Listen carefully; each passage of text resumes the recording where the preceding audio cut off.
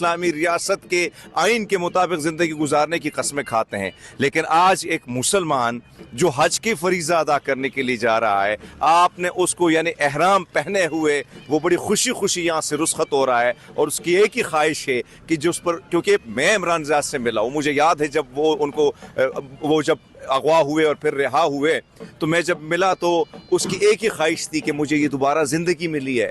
और उसका पहले भी कहना था कि मुझे ACL से नाम जिस दिन निकालेंगे मैं इस मुल्क से नहीं भागूंगा, मैं कहीं नहीं जाऊंगा, मैंने सिर्फ हज अदा करना है क्योंकि मुझे दोबारा ज़िंदगी मिली है। तो मुझे बताएं कि अगर मेरे साथ ये इस किस्म की सिचुएशन हो तो क्या मेरी ख्वाहिश नहीं होगी कि मैं बाबा जी के दर पे जाऊँ, मैं जाऊँ ननकाना साहब जाऊँ, मैं करतारपुर साहब जाऊँ।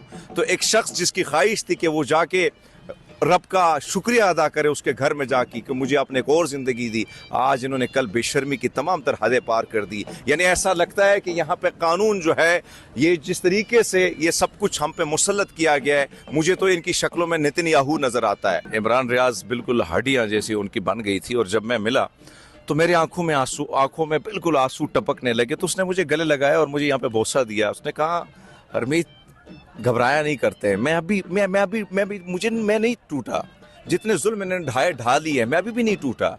तो मेरे ख्याल में इमरान रियाज पे आप क्या क्या मुकदमे, क्या क्या कदगने, क्या क्या आप नहीं लगाएंगे, लेकिन वो आज भी उसी तरह उसका सीना चौड़ा है, आज भी उसका हौसला बुलंद है, आज भी मैं उसकी जुर्रत को, उसकी हिम्मत को मैं सलाम पेश करता हूँ। अजी में बड़े बड़े डिक्टेटर आए, अपने आप को बड़े बड़े फिरौन समझते थे, आज हर फिरौन के घर में कोई ना कोई मूसा पैदा होता है।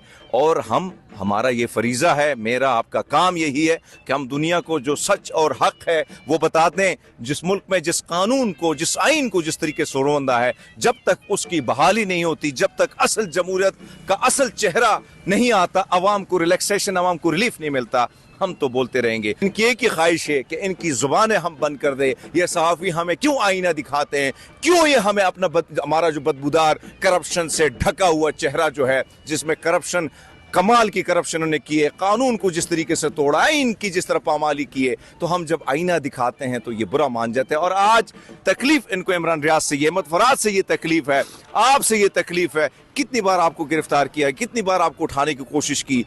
तो इस किस्म के हालात जब पैदा होते हैं तो आप अंदाज़ा लगा लें कि ये जो फाशिज्म हुकूमत है, ये फाशिस्ट हुकूमत है और फाशिस्ट जो हुक्मरान है, ये डरे हुए हैं, ये खोखले हैं, ये सहमे हो चुके हैं, अंदर से ये बिल्कुल खोखले हैं। इमरान रियाज का एक दिन का रिमांड दे दिया गया। हरमीत सिंह मेरे साथ मौजूद हैं, इनसे बात करते हैं। जिस तरह इमरान रियाज को एहराम उन्होंने पहना हुआ था, उन्हें गिरफ्तार किया गया, उनकी गिरफ्तारी के हवाले से क्या कहना चाहेंगे? हरमीत बाजी क्या कहना चाहेंगे? जिस तरह इमरान रियाज को कल वो एक फरीज़ा अदा करने जा रहे थे, उन्हें गिरफ्तार किया गया, क्या कहेंगे आप? बहुत अफसोस मुझे हुआ और मैंने सवाल भी उठाया था कि क्या वाकई ये रियासत पे, ये इस्लाम के नाम पर बनी रियासत है, और क्या इस वक्त जो बड़े बड़े मनसबों पर, बड़ी बड़ी कुर्सियों पर ये बोने बैठे हैं, क्या वाकई ये मुसलमान हैं?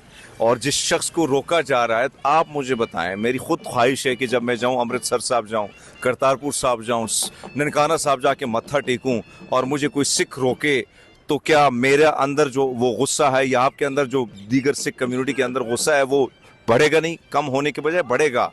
इमरान रियाज के साथ आपने क्या किया? हर मुसलमान की ख्वाहिश होती कि वो सरजमीन, वो पाक सरजमीन पे जाके वो नमाज अदा करे, वो उन जगहों, उन गली कूचों का दीदार करे जहाँ पे उसके जो सबसे अजीज़, और जब उसके एक अजीम पैगम्बर ने जन्म लिया तो उस सबकी ख्वाहिश थी। लेकिन एक शख्स जिसको अदालतों ने इजाज़त दी थी, जिस पर आपने जुल्म, क्या क्या जुल्म नहीं ढाए, आपने उसको अगवा किया, उस पर तशद्दुद किया, उस पर मुख्तलिफ़ किस्म के मुकदमात बनाए, सिर्फ एक ही ख्वाहिश थी कि वो आपके हक़ में बोले, आपकी करप्शन के बारे में ना बोले, आप जो कानून को जिस तरीके से आपने रोन डाला है, आप उसके बारे में वो खामोश हो जाए। आप सिर्फ यही चाहते हैं कि उसकी ज़ुबान बंदी के लिए आपने उस पर क्या क्या नहीं किया।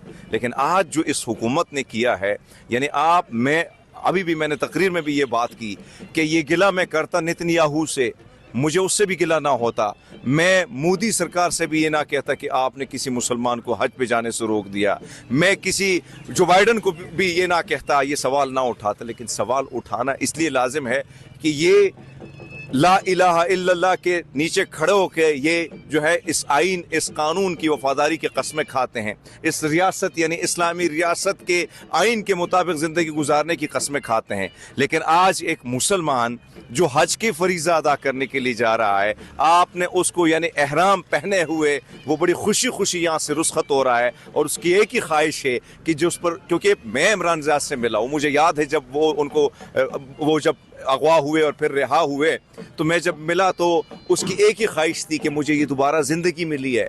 और उसका पहले भी कहना था कि मुझे ECL से नाम जिस दिन निकालेंगे मैं इस मुल्क से नहीं भागूंगा, मैं कहीं नहीं जाऊंगा, मैंने सिर्फ हज अदा करना है क्योंकि मुझे दोबारा ज़िंदगी मिली है। तो मुझे बताएं कि अगर मेरे साथ ये इस किस्म की सिचुएशन हो तो क्या मेरी ख्वाहिश नहीं होगी कि मैं बाबा जी के दर पे जाऊँ, मैं जाऊँ ननकाना साहब जाऊँ, मैं करतारपुर साहब जाऊँ। तो एक शख्स जिसकी ख्वाहिश थी कि वो जाके रब का शुक्रिया अदा करे उसके घर में जाके कि मुझे आपने एक और ज़िंदगी दी, आज इन्होंने कल बेशर्मी की तमाम तर हदें पार कर दी। यानी ऐसा लगता है कि यहाँ पे कानून जो है, ये जिस तरीके से ये सब कुछ हम पे मुसल्लत किया गया है, मुझे तो इनकी शक्लों में नेतन्याहू नज़र आता है। मेरे ख्याल में नेतन्याहू भी उधर जाके वो गज़ा के मासूमों को नहीं रोकेगा कि हज के लिए अब मत जाओ। यहाँ पे